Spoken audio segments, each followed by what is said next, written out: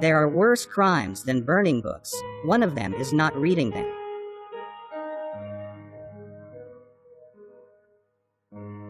The accumulation of things not spelled out, not properly articulated, may result in neurosis.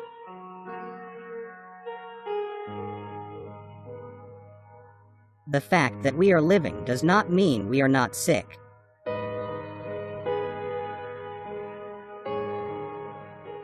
There's something bigger in the world than us, a thing that warms us, though it doesn't warm itself.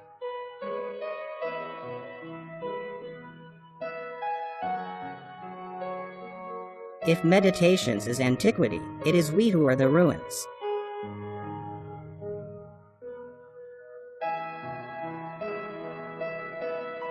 We have, all of us, more reasons for staying than for marching.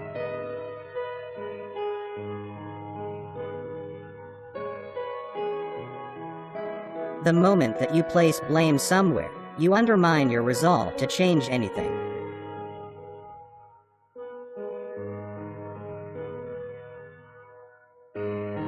The most desirable woman for a man is the one that seems unapproachable. The real history of consciousness starts with one's first lie.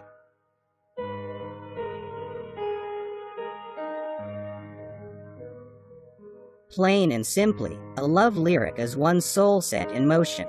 If it's good, it may do the same to you.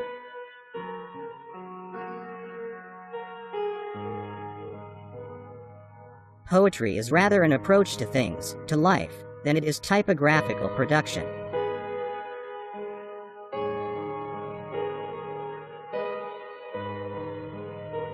Love is an attitude toward reality, usually of someone finite toward something infinite.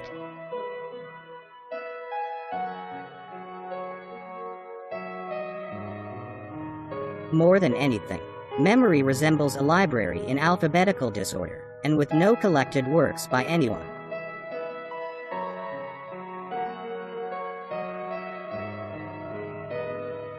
If one's fated to be born in Caesar's empire, let him live aloof, provincial, by the seashore.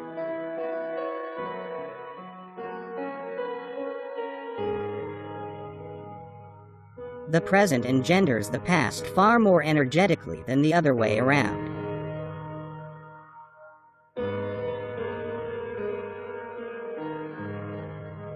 What we regard as evil is capable of a fairly ubiquitous presence, if only because it tends to appear in the guise of good.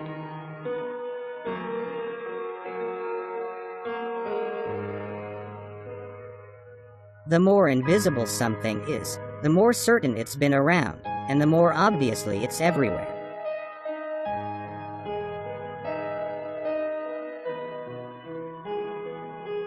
It's a maddening thing in itself to look at an old poem of yours.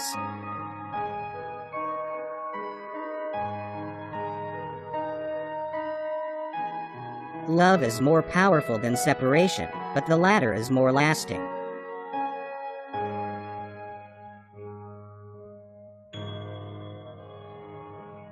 In the business of writing, what one accumulates is not experience but uncertainties.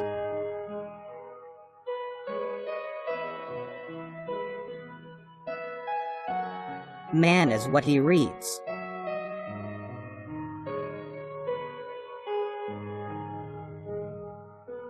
A glance leaves an imprint on anything it's dwelt on.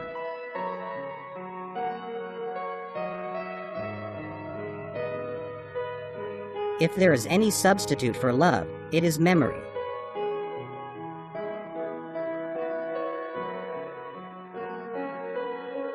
Secrecy is a hotbed of vanity.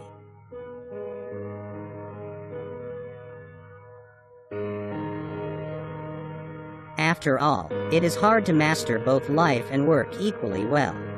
So if you are bound to fake one of them, it had better be life.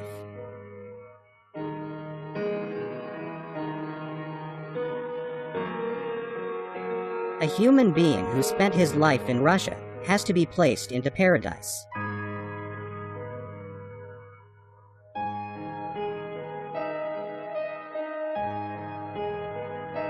The longer you stay skeptical, doubtful, intellectually uncomfortable, the better it is for you.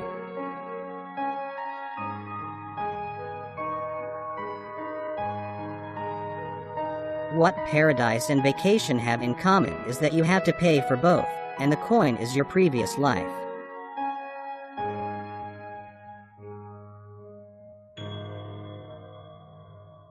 A word's fate depends on the variety of its contexts, on the frequency of its usage.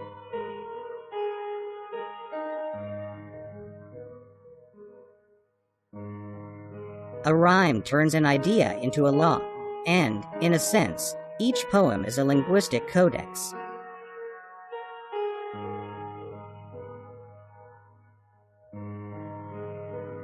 A bullet's velocity in low temperatures greatly depends on its target's virtues.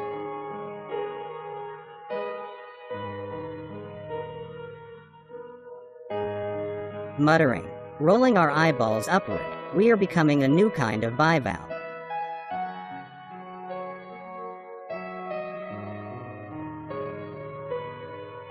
I must admit that I feel somewhat uneasy talking about these things, because turning or not turning that other cheek is, after all, an extremely intimate affair.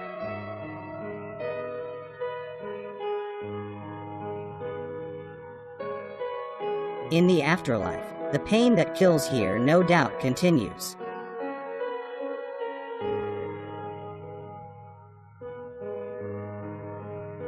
Men can return to where they have done evil deeds, but men do not return to where they've been abased.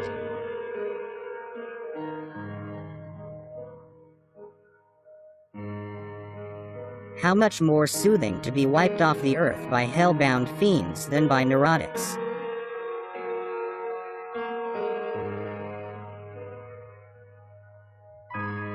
Nothing reveals a poet's weakness like classical verse, and that's why it's so universally dodged.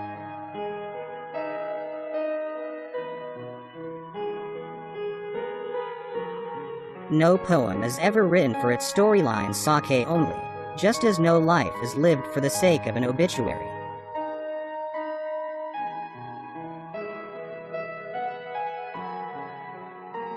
To have another life, one ought to be able to wrap up the first one, and the job should be done neatly.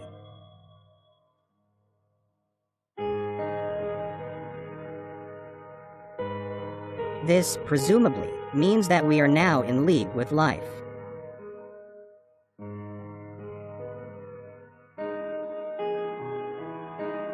By failing to read or listen to poets, society dooms itself to inferior modes of articulation, those of the politician, the salesman, or the charlatan.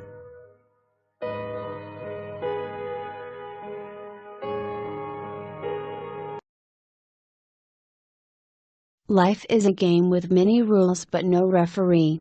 One learns how to play it more by watching it than by consulting any book, including the Holy Book. Small wonder, then, that so many play dirty, that so few win, that so many lose. Try not to pay attention to those who will try to make life miserable for you. There will be a lot of those in the official capacity as well as the self-appointed. Suffer them if you can't escape them, but once you have steered clear of them, give them the shortest shrift possible. Above all, try to avoid telling stories about the unjust treatment you received at their hands. Avoid it no matter how receptive your audience may be. Tales of this sort extend the existence of your antagonists. Joseph Brodsky, believe your pain. This awful bear hug is no mistake. Nothing that disturbs you is. Remember all along that there is no embrace in this world that won't finally unclasp. Love as content is in the habit of limiting formal patterns. The same goes for faith. After all, there are only so many adequate manifestations for truly strong sentiments, which, in the end, is what explains rituals.